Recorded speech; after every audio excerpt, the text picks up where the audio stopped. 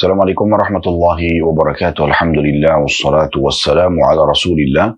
Segala puji dan puja kehadirat Allah Subhanahu wa taala, juga salawat dan taslim kepada Nabi besar Muhammad sallallahu alaihi wa ala alihi wa sahbihi wasallam.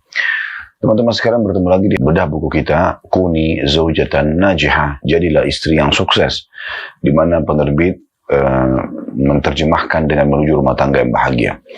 Dan bab demi bab sudah berlalu bagaimana penulis Dr. Najlah Hafidhahullah mengajarkan dan berbagi kepada kita semua, terutama pada setiap muslimah, tentang teori-teori agama bagaimana menuju rumah tangga yang bahagia, terutama bagi muslimah yang statusnya istri ataupun ibu, dan juga bagaimana menghadapi problematika kalaupun ada dan solusi-solusinya. Dan ini adalah bahasan-bahasan yang sangat menarik untuk dibedah tentunya. Dan pada kesempatan ini kita akan masuk ke salah satu pondasi dasar rumah tangga itu, yaitu bagaimana setiap dari pasutri, pasangan suami istri, baik suami ataupun istri, untuk memahami tugas utama dia atau kewajiban-kewajiban masing-masing dari keduanya. Dan kita akan bedah ini menjadi dua kali pertemuan. Pertemuan pertama ini insya Allah akan membahas tentang masalah kewajiban suami, dan insya Allah di Kamis akan datang kita akan bahas kewajiban istri. Teman-teman sekalian, agar rumah tangga itu bisa stabil, usahakan kita fokus kepada apa yang diwajibkan kepada kita. Ibaratnya, rumah tangga itu sebuah perusahaan. Anda dan istri atau Anda dan suami, dua-duanya pegawai di perusahaan tersebut. Pemilik perusahaan itu adalah Sang Pencipta, Allah Subhanahu wa taala. Allah sebagai pemilik perusahaan ini, tanda kutip ya di sini. Rumah tangga ini sebagai perusahaan, tanda kutip, artinya sebagai perumpamaan, telah mewajibkan tugas-tugas masing-masing dari suami dan istri. Siapa yang mengerjakannya, maka dia akan mendapatkan upahnya atau balasannya. Bahasa agama kita, ya tentunya pahalanya. Dan siapa yang melanggar maka dia akan dihukum. Sebagaimana orang kalau patuh di perusahaan akan dapat apa yang dijanjikan dari gaji, dari bonus, dan seterusnya. Dan juga kalau dia melanggar akan ada konsekuensi, apakah itu surat peringatan atau SP, ataupun sampai di PHK atau dikeluarkan dari perusahaan. Nah, ini poin yang harus diketahui.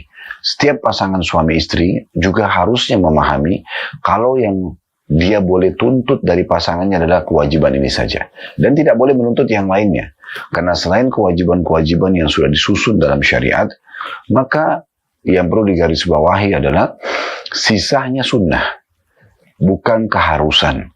Oleh karena itu kita fokus dalam membahas kewajiban-kewajiban tersebut. Nah, ini mukaddimah, pembukaan bahasan kita supaya kita memahaminya. Jadi sekali lagi, kewajiban-kewajiban tersebut adalah hal yang boleh kita menuntut dari pasangan kita secara hukum syar'i, dan juga dia punya kewajiban untuk menjalankannya. Selebih daripada kewajiban ini, maka hukumnya sunnah. Tidak ada keharusan dia untuk memenuhinya. Maka rumah tangga itu akan sangat nyaman, bahagia, langgeng, tenang, ya, penuh dengan cinta kasih, kalau seseorang hanya meminta apa yang diwajibkan oleh Allah kepada pasangannya. Tidak lebih daripada itu.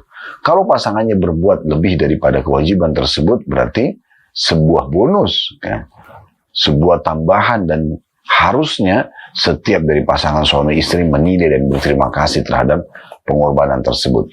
Yang banyak terjadi, problematika dalam rumah tangga bahkan sampai pada tingkat perceraian, wa na'udzubillah, adalah tidak difahaminya, ya, mana kewajiban dan mana yang bukan kewajiban. Juga sisi yang lain adalah, kalaupun ada yang dikerjakan selain kewajiban, ya, kewajiban saja kita harus berterima kasih pada pasangan kita karena dia sudah memenuhi hak kita yang merupakan kewajiban dia. Apalagi kalau dia mengerjakan di luar kewajiban dia, tambahan semuanya. Maka ini tentu lebih pantas untuk kita berterima kasih kepada orang tersebut dan atau pada pasangan kita. Dan ini sesuai dengan hadis Nabi SAW, man la yashkurun nasi la yashkurullah.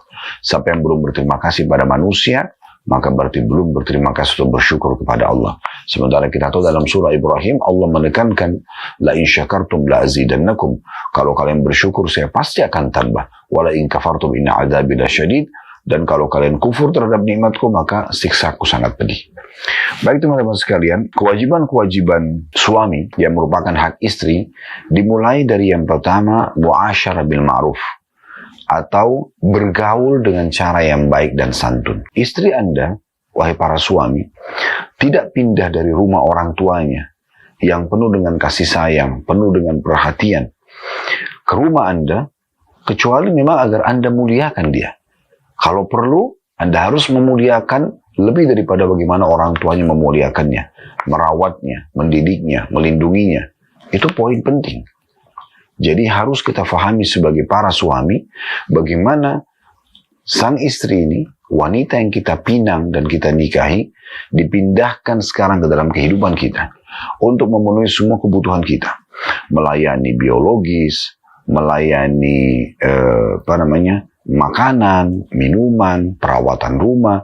Kalau sudah punya anak-anak, menjaga dan membesarkan anak-anak tersebut, ya, dan anak itu ternisbatkan kepada kita sebagai suami, maka ini harus dinilai, harus dimuliakan. Dan Allah berfirman dalam Al-Quran, wa'ashiruhunna bil ma'ruf, gaulilah mereka dengan cara yang baik. Abdullah bin Abbas radhiyallahu anhu mengatakan, masuk dalam masalah ini dan merupakan inti sebenarnya adalah gauli mereka dalam biologis dengan cara yang baik, memuaskan, santun, ya, tidak kasar, dan juga tidak tergesa-gesa menyelesaikan keinginan dia sementara pasangannya ditinggalkan.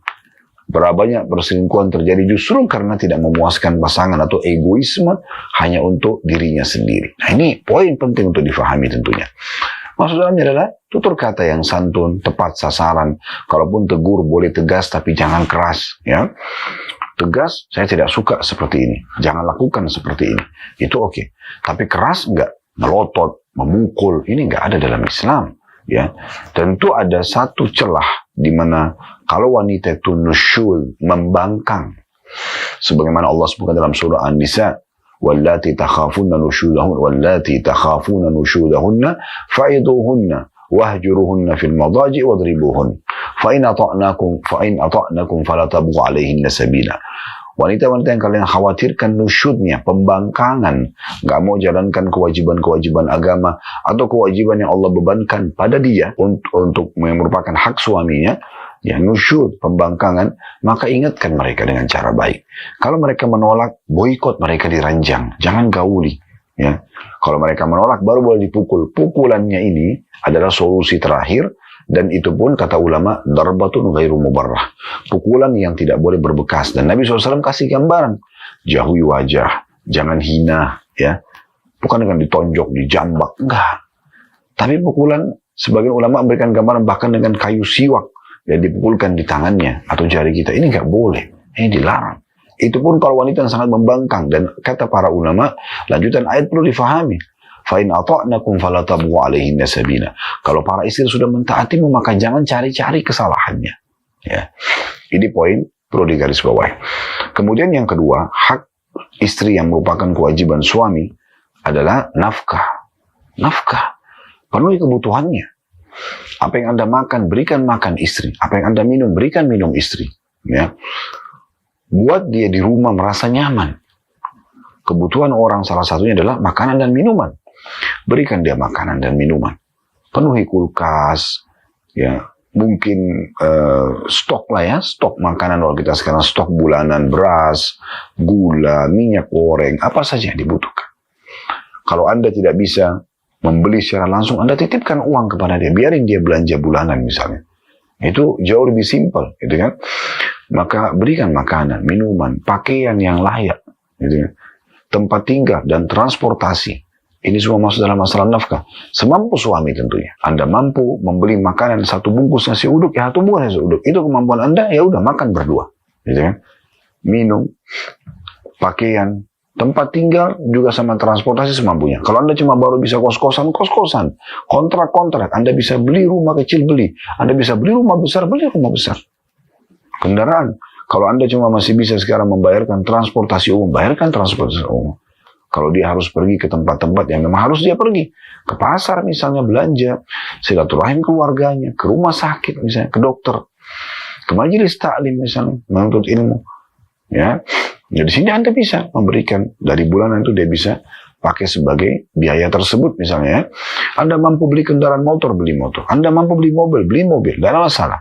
Yang penting jangan berlebihan dan harus dari sumber yang halal. Kalau Anda bengkalikan ini kembali kepada hadis Nabi SAW, kafa lil mari ithman ayyudayya man yakutu. Sungguh sangat berat hukuman Allah kepada siapapun yang membengkalikan apa yang telah diwajibkan dia untuk menafkahinya. Jadi seorang suami pada istri, ya, orang tua pada anak misalnya. Ini tidak boleh dilalaikan. Ini penting untuk digarisbawahi, ya. Dan Nabi SAW mengatakan sungguhnya para istri memiliki hak dari kalian, yaitu kalian memberikan mereka makanan, minuman, dan pakaian yang terbaik. Juga para suami kalau mengeluarkan harta untuk istrinya, tentu tidak perlu berlebihan, tapi apa yang dia keluarkan itu adalah sedekah yang paling afdal. Sebagaimana dalam hadis Muslim, kata Nabi SAW, dinar yang kalian keluarkan untuk fakir miskin, dinar yang kalian keluarkan untuk bebasan budak, dinar yang kalian keluarkan untuk jihad jalan Allah, dan dinar yang kalian berikan untuk keluarga kalian jauh lebih afdal, lebih besar pahalanya. Ya. Yang ketiga, hak biologis, penuhi biologisnya. Seorang suami harus bisa mengenal karakter wanita. Di saat dia sudah dandan, dia sudah bersih, dia sudah wangi. Isyarat. Syaratnya untuk apa? Untuk dibiarkan? Enggak. Untuk Anda datang gauli dia. Gitu kan? Dan menggauli istri ini, memang istri didatangkan untuk digauli. Salah satunya itu kan, untuk interaksi biologis. Orang menikah untuk interaksi biologis. Itu hak yang harus kita penuhi. Tentu sesuai dengan kemampuan. Tapi kalau kita lihat bagaimana besarnya pahala biologis dalam Islam, harusnya seorang muslim tidak menyia-nyiakannya. Selain mendapatkan kenikmatan dunia, terpenuhi kebutuhan biologis dia sehingga tidak lagi terjerumus dalam perzinahan dan pelanggaran di luar sana. Semoga Allah jaga kita semua tentunya. Kemudian juga dia mendapatkan pahala. Pada saat orang sahabat-sahabat miskin datang kepada Nabi SAW mengatakan, ya Rasulullah, sahabat-sahabat kami yang kaya mendahului pahala-pahala kami. Karena kami sholat, mereka sholat, kami puasa, mereka puasa, tapi mereka punya kelebihan harta. Yang harta itu mereka infakkan dan kami tidak memiliki itu. Maka kata Nabi SAW, Allah telah memberikan untuk kalian banyak sekali peluang untuk bisa mendapatkan pahala yang mengimbangi daripada sedekah mereka. Sampai kata Nabi SAW, di kemaluan kalian sendiri itu ada sedekah. Kata para sahabat, ya Rasulullah, kami gauli istri kami, lalu kami juga dapat pahala. Kata Nabi SAW, kalau kalian letakkan pada yang haram, zina, dapat dosa nggak? Tentu sahabat nggak perlu jawab, jelas di sini tanda tanyanya. Tentu zina itu dosa besar, gitu kan? Masuk dalam 7 induk dosa besar. Maka kata Nabi SAW, begitu juga kalau kalian letakkan pada yang halal. Makanya syaitan selalu membuat agar tidak terjadi interaksi biologis itu. Ada saja pertengkaran-pertengkaran yang dimunculkan oleh syaitan, yang uniknya seringkali suami istri mengikuti alur pertengkaran itu, sehingga menjadi membesar, ya, mengikuti bisikan syaitan, membawa dirinya di arus egoisme, emosional, ya, akhirnya membuat marah-marahan, ya, musuhan, 2 hari, 3 hari, 1 minggu, nggak terjadi interaksi biologis. Padahal ini adalah sesuatu yang sangat indah. Pelampiasan biologis, kebutuhan dasar, mirip dengan orang makan dan minum. Begitu juga dengan dia akan dapat pahala. Berapa banyak orang yang menyia-nyiakan kesempatan pahala ini. Dan ini hak pasangan kita. Nanti juga akan kita singgung gitu ya.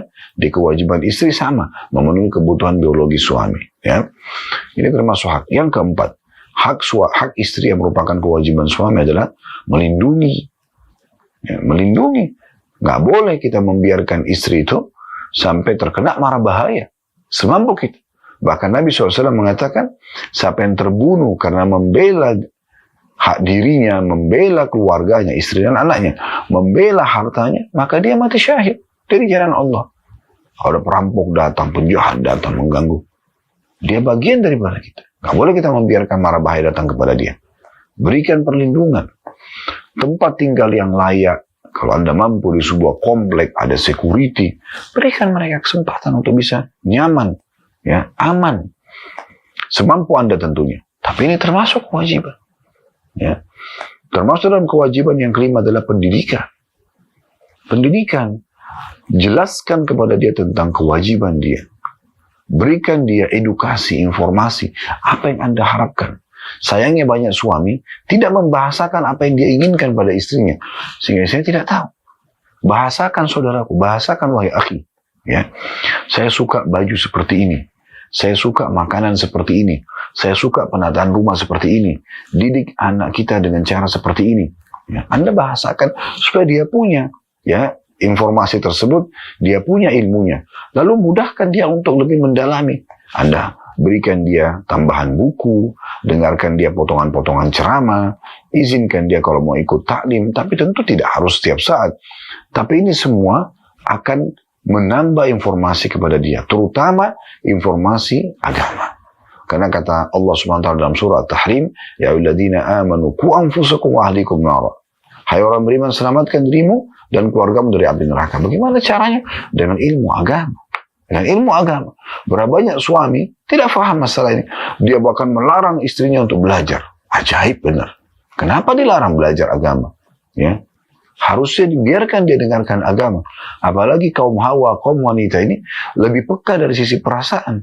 Kapan dia tersentuh dari sisi perasaan, maka dia tentunya akan lebih peka juga dalam menjalankan tugasnya. Karena dia lebih takut kepada Allah Subhanahu wa Ta'ala. Ya. Wanita itu kalau sudah tersentuh secara perasaan, secara keimanan, mereka bisa lebih kuat ibadahnya daripada kaum laki-laki harusnya. Ya, kita ini laki-laki lebih dominan akal. Pada saat letih di malam hari, ya sudahlah, besok aja sholat malamnya, sekarang tidur. Wanita kalau tersentuh secara keimanan akan beda. Mereka tetap terbawa perasaan itu, enggak, saya harus sholat malam. Mereka lebih semangat. Makanya lebih banyak menghadiri majelis ilmu para kaum wanita. Ya. Sebenarnya banyak. Wanita-wanita yang terdidik secara keimanan, itu akan melahirkan generasi umat ini, anak-anaknya, orang-orang yang kuat imannya. Ya. Lahirnya Zubair bin Awam, dari Sofia, tante Nabi SAW yang sangat kuat secara keimanan. Pemberani. Ya. Wanita yang tegar. Akhirnya anaknya pun menjadi seorang mujahid yang luar biasa. Jadi orang-orang yang sangat baik dari tangan seorang ibu. Seorang Arab Badui memberikan isyarat kepada anak-anaknya yang semuanya baik. Dia mengatakan, sungguh hal yang pertama aku berikan kepada kalian yang merupakan hak kalian adalah aku pilihkan ibu yang tepat untuk kalian. Karena ibu yang saleh, ibu yang pintar secara agama, yang kuat secara iman, dia akan wariskan kepada anak-anaknya. Dia akan ajarkan ini tidak boleh dan ini boleh secara agama. Dan Anda diuntungkan dengan itu, Anda juga akan panen pahala. Ya.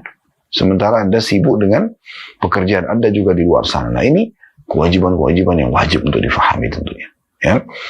Kemudian inilah kewajiban dasar ya, 5 hal yang harusnya difahami. Dan kita akan coba bacakan gambaran-gambaran dari Dr. Najla Hafidhahullah ya, tentang masalah poin yang beliau ingin sampaikan berhubungan dengan kewajiban suami. Di halaman 180-nya beliau mengatakan, ia harus, maksudnya suami, memahami bahwa ketergantungan istri terhadap ibunya, terutama di permulaan pernikahan, adalah sesuatu yang wajar. Ia tidak boleh berusaha memisahkan istri dari ibunya secara total, karena itu termasuk sikap tidak ramah dan keras. Maksudnya, berikan kesempatan dia kalau mau komunikasi dan konsultasi pada ibunya. Ya, tentu pada hal yang baik, yang ma'ruf ya. Kalau ibunya adalah orang yang jahat, orang yang tidak baik ya, malah orang yang intervensi ke dalam rumah tangga Anda ya dan istri, dan itu salah, keliru ya, maka jangan tentunya. Makanya dari awal seorang suami itu kalau ingin memilih atau calon suami ingin memilih istri, dia bukan hanya sekedar melihat si wanitanya, dia juga orang tuanya. Supaya jangan nanti jadi PR. Ya. Kalau orang tua itu, mertua itu baik, santun, ramah, dan dia tahu bagaimana dia membiarkan anaknya untuk berdewasa, dia nasihatin, dia biarkan supaya bersabar, ya. Maka itu hal yang sangat baik. Tapi ada sebagian mertua tidak seperti itu. Mereka intervensi ke dalam, bahkan kadang-kadang sudah bahagia anaknya, tapi dia datang merusak itu. Kenapa penataan rumah seperti ini? Kenapa masakan seperti ini? Kenapa pakainya begini? Kenapa begini dan begitu? Kenapa harus tinggal di komplek ini? Itu bukan urusan orang tua mencampuri itu semua. Ya, tidak boleh dia mencampuri sampai ke sana. Ya udah, dia terima lamaran si laki-laki ini, dia berikan kesempatan mereka untuk dewasa, tapi sambil dia memantau dan memberikan masukan-masukan positif. Ya, jadi ini poin yang perlu digarisbawahi tentunya. Jadi berikan kesempatan dia di saat ibunya itu adalah orang yang sangat bijaksana, orang yang sangat dewasa. Biarkan dia terlibat untuk belajar banyak pengalaman dari ibunya, dari masakan, penataan rumah, pelayanan suami, penampilan dan seterusnya. Kemudian selanjutnya beliau mengatakan suami hendaknya tidak menentang istrinya dalam semua urusan rumah dan tidak menghalanginya untuk meminta saran kepada ibunya hingga percaya dirinya bertambah dan tidak bergantung kepada ibunya sedikit demi sedikit. Maksudnya ini masih poin mirip dengan poin yang pertama ya. Karena ini paragraf ya, maksudnya paragraf yang pertama. Paragraf yang kedua ini masih sama. Jadi kalau seandainya ada hal-hal yang istri yang masih ikut ya, dengan ibunya, dalam arti kata saran-sarannya, selama itu nggak mengganggu urusan rumah tangga, nggak ada masalah. Penataan, pemilihan warna spray, gorden, dan seterusnya. Anda boleh berikan masukan. Lebih baiknya seperti ini misalnya. Oke. Atau ada yang salah, Anda luruskan. Tapi selama tidak ada yang salah, nggak usah sengaja mencari-cari kesalahan. Kan gitu. Tadi firman Allah yang sudah saya baca, wala tabghu alaihinna sabila, jangan sengaja mencari-cari kesalahan. Tidak perlu. Salah depan mata, baru kita luruskan. Nah, sederhananya begitu. Selanjutnya paragraf ketiga beliau mengatakan suami hendaknya memberikan kesan kepada istrinya bahwa ia mencintai keluarganya, ingin membantu mereka, dan berafiliasi kepada mereka. Ia tidak mengambilnya dari mereka. Bahkan ia adalah individu yang menambah keluarga itu, seolah-olah ia adalah salah satu dari mereka. Ini poin penting gitu, ya. Jadi bagaimana seorang suami, dia hadir dalam kehidupan istrinya dan keluarga istrinya semampu dia. Tentu tidak harus semuanya. Tapi tunjukkan pada istri, saya juga menyukai orang tuamu. Saya juga menyukai kok keluargamu. Saya coba bantu semampu saya. Saya coba nasihatin apa yang bisa saya nasihatin. Saya bisa berbagi apa yang saya bisa berbagi. Nah itu penting. Tentu sekali lagi ada batasannya.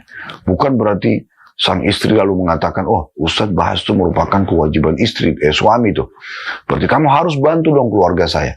Itu juga melanggar adab dan tata krama. Ada sebagian istri yang akan kita singgung dalam kewajiban istri, insya Allah di Kamis akan datang. Ya, itu unik sekali. Dia dalam meminta nafkah kepada suaminya saja, seperti orang yang menagih utang. Ingat ya, besok tanggal 1. Subhanallah. Anda sedang meminta hasil keringat suami, sebulan penuh dia bekerja. Dari pagi sampai sore, dengan panasnya cuaca, hujan, ya segala macam suka dukanya pekerjaan, gitu kan. Tiba-tiba Anda minta. Kenapa Anda tidak pakai cara-cara yang santun? Ya, cara-cara yang sopan, cara-cara yang baik.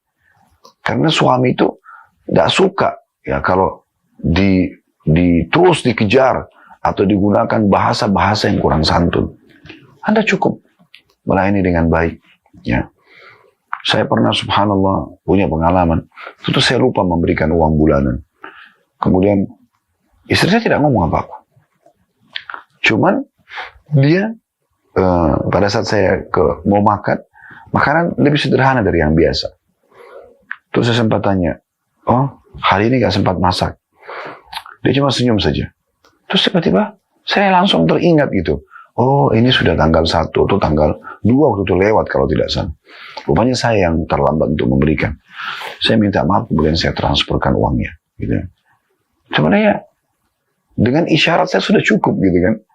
Dan itu akhirnya membuat, oh mungkin saya salah nih, kita jadi muhasabah, introspeksi. Ya, jadi seperti itu. Baik, di sini bagaimana suami bisa masuk dalam kehidupan istri tersebut untuk kebutuhannya semampu dia dan juga keluarganya. Paragraf yang keempat dikatakan oleh beliau, suami yang bijaksana adalah suami yang memberikan cinta dan penghormatan kepada istrinya. Ia tidak menunjukkan kekesalan apapun terhadap istrinya di depan keluarganya. Bahkan ia semakin memperhatikannya di hadapan mereka. Maka hal itu memaksa mereka untuk menghargai istrinya. Maksudnya, ini masih berhubungan dengan keluarga istri ya. Jadi pada saat keluarga istri datang, dia tidak membentak-bentak istrinya. Dia memuliakan istrinya. Dia menunjukkan kalau dia menyayangi istrinya. Ya. Tapi memang teman-teman sekalian, rumah tangga itu sebenarnya harusnya penuh dengan kasih sayang, loyalitas, dan royalitas. Ya. Apa manfaatnya orang menikah kalau hanya ribut aja kerjanya? Hanya saling menyadari kesalahan saja. Hanya saling menuntut saja, ya. Baik pasangan ataupun keluarga pasangan. Apa manfaatnya? Kenapa Anda tidak rangkul pasangan, tidak memuaskan dan membahagiakan dia? Begitu juga dengan keluarganya, selama Anda mampu. Toh itu juga amal soleh dalam Islam. Ya. Paragraf selanjutnya, ia harus memperhatikan ibu kandungnya, menambah kecintaan dan perhatiannya kepadanya, sehingga ibu tidak merasa bahwa anaknya telah menjadi milik orang lain, lalu menciptakan perselisihan. Jadi bagaimana dia hadir dalam kehidupan keluarga, dia merangkul mertuanya ya sebagai anak mantu laki-laki. Anda halal untuk salaman dengan mertua Anda, karena itu mertua sebagaimana pernah kami jelaskan adalah mahram abadi, seperti ibu Anda sendiri. Salaman, Anda rangkul dia, Anda bercanda dengan dia, Anda hibur dia, seperti ibu sendiri. Sehingga sang ibu pun merasa, oh ini orang baru masuk, tapi seperti anak saya sendiri, gitu kan. Dan memang statusnya sebagai anak, anak mantu itu. Walaupun seorang laki-laki cerai dengan istrinya, dan istri yang lewat masa iddahnya, 3 kali masa suci atau 3 kali masa haid, maka jadi orang asing, bukan lagi mahram. Suami istri itu mahram sementara. Sampai mereka, kalau mereka tidak bercerai, maka mereka mahram. Tapi kalau bercerai dan lewat masa iddah, sudah bukan suami istri. Tapi mertua tetap akan mahram sampai selamanya. Sampai salah satu di antara kita meninggal dunia. Anak mantu atau mertuanya meninggal gitu. Ya. Jadi poin ini perlu dikasih bawahi. Paragraf selanjutnya, suami hendaklah tidak menghiraukan semua yang dikatakan istri tentang keluarganya, kecuali bila memang pantas untuk ditanggapi. Maka ia harus mengatasinya dengan bijaksana. Demikian pula istri, hendaklah tidak menghiraukan semua yang dikatakan keluarga suami, kecuali dalam perkara-perkara yang memang benar kenyataannya dalam kurung, maka harus diatasi dengan cara bijaksana. Ya, artinya bagaimana seorang suami itu kalau ada ya perkataan tentang keluarga, misalnya keluarga saya itu begini dan begitu, keluarga saya itu butuh dan ini dan itu, seorang suami tidak perlu menanggapi semuanya. Yang dia tanggapi kira-kira yang dia perlu, dia berikan masukan atau dia mampu memberikan bantuan, ya. Dan wajar kalau Anda tidak mau mengatakan sepertinya saya belum bisa, wajar. Dan bagaimana juga sang istri mengerti, oh iya maaf, kalau gitu mungkin lain kesempatan, ini saya cuma sampaikan, itu bagus kan? Ya udah selesai, jangan jadikan beban, jangan, masa nggak bisa bantu ibu saya sih, masa nggak bisa bantu ayah saya sih, masa nggak bisa bantu paman dan tante saya sih, masa nggak bisa bantu keluarga saya, kalau keluarga kamu bantu. Oke, ini kan lucu, ini unik kadang-kadang ya. Mau minta hasil keringat orang, tapi dengan cara seperti tanda kutip premanisme, ya. Kok gini, kok begitu? Jadi seakan-akan kalau kamu nggak bantu, kamu berarti nggak baik. Loh, subhanallah, mungkin dia tidak mampu. Dan kalaupun dia mampu dan dia tidak mau, itu bukan kewajiban dia. Ini bagian daripada loyalitas. Sebenarnya yang dimaksud sini adalah bagaimana seorang suami ya, membantu sang istri agar membahagiakan dan memuliakan di depan keluarganya, tapi semampu dia. Nah, itu masuk dalam kewajiban, tetapi bukan berarti dia harus melakukan semuanya apa yang diminta oleh istrinya. Nah, kan gitu. Sama juga apa yang diucapkan oleh keluarga pasangan, tidak perlu semuanya kita tanggapin. Sekarang kita harus membangun komunikasi yang sehat dengan istri ataupun dengan suami. Bagaimana kita yang memiliki rumah tangga ini, bukan keluarga kita. Nah, ini poin penting ya. Sehingga kalau ada masukan positif, itu pun kita masih sortir lagi. Lalu kita lihat apakah ini maslahat ada untuk kita terapkan dalam rumah tangga. Kalau tidak, ya nggak usah. Nah, seperti itu. Paragraf selanjutnya, sebelumnya beliau mengatakan masih lanjutan tadi ya. Dalam 2 keadaan ini, urusan harus diatasi tanpa melukai perasaan pihak manapun. Alangkah baiknya jika ia mengatasinya atas sepengetahuan yang lain. Ya, maksudnya keluarga-keluarga yang menyampaikan secara langsung, tanyakan. Misal ada keluarga istri yang meminta bantuan atau minta sesuatu, sampaikan kepada istri. Ini benar nggak? Gitu kan? Atau ada keluarga suami, ya libatkan, bicara langsung sama sang istri, libatkan suami. Apa benar ada adik Anda begini, ya kakak Anda, ibu Anda, bahasakan. Jadi biarkan nanti yang menghadapi keluarga masing-masing pasangan adalah si pasangan tadi. Misalnya istri menghadapi keluarganya, suami menghadapi keluarganya. Nah, itu penting.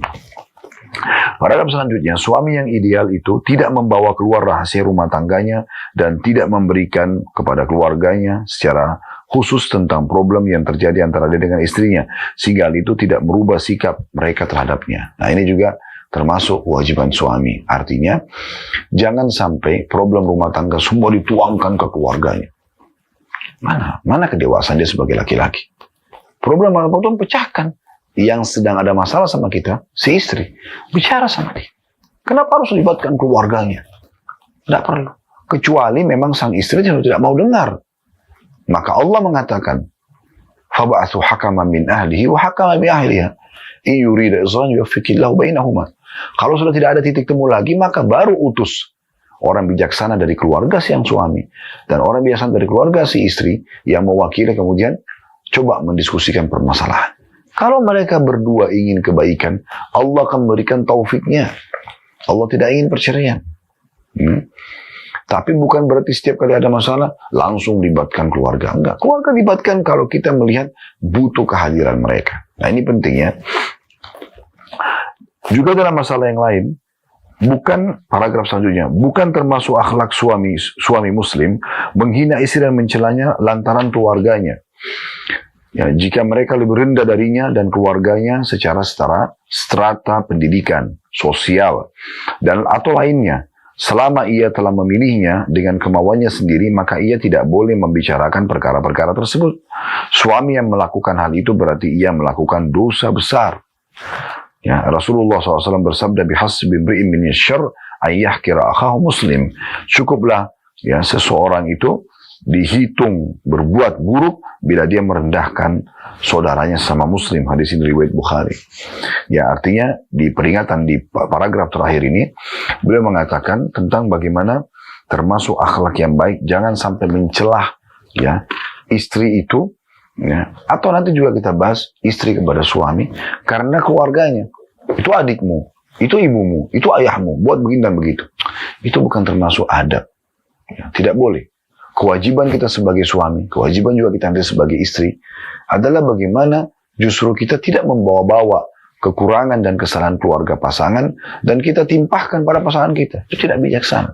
Ingat, kalau Anda punya masalah dengan pasangan Anda, berarti sekarang antara Anda dengan pasangan Anda. Ya, satu orang ini punya masalah, selesaikan dengan dia. Kenapa libatkan orang ketiga? Kecuali dalam keadaan darurat, itu pun harus orang yang bijaksana, orang yang benar, tepat. Anda kalau konsultasi dengan janda yang gagal rumah tangga atau yang duda gagal rumah tangga, ini nggak mungkin gitu. Atau konsultasi dengan gadis ataupun masih bujang yang belum punya pengalaman rumah tangga, ini nggak mungkin. Yang berumah tangga pun harus orang yang bijaksana, yang faham, yang dilibatkan. Tapi selama masih bisa diselesaikan bersama pasangan, kenapa kita harus libatkan orang lain? Ya? Dan ingat, kalau Anda membawa-bawa keluarga pasangan, Anda mengatakan, memang ibumu itu. Sekarang dia punya masalah dengan dua orang. Istri sama ibunya. Atau suami dengan ibunya. Kalau dia bilang, memang orang tuamu itu. Tambah lagi ayahnya. Punya masalah sama 3 orang.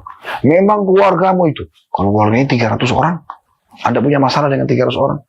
Memang sukumu itu. Mungkin ribuan orang. Memang misalnya orang Barat nikah sama orang Indonesia. Memang orang Indonesia itu satu negara. Ini ajaib ini. Kenapa Anda lebarkan permasalahan sementara masalah dengan satu orang? Subhanallah, saya temukan banyak sekali permasalahan rumah tangga yang sampai kepada kami dan kami coba berikan masukan. Karena masalah sepele. Egoisme, merasa terhina, merasa kekurangan, tidak bersyukur. Padahal sebenarnya masalah-masalah sepele bisa dipecahkan, bisa dibicarakan baik-baik. Kenapa sih nggak pelukan, lalu ngobrol? Kenapa nggak saling tatap? Kenapa nggak saling pegang tangan? Kenapa nggak tunggu momen-momen kemesraan, keromantisan, lalu kemudian setelah itu sampaikan hajat dengan baik? Gak ada sesuatu yang diliputi, dibungkus, dikemas dengan kelemah lembutan kecuali akan menghiasinya. Dan kalau diangkat dari sesuatu itu kelemah lembutan, kesantunan akan merusaknya. Kata Nabi SAW, "Ma nazala dinu fi syai'in illa zana." Segala sesuatu yang diliputi dengan kelemah lembutan pasti akan menghiasinya. Wa ma nuzi'a min syai'in illa syana. Dan tidak ada yang diangkat dari sesuatu itu kelemah lembutan kecuali akan merusaknya.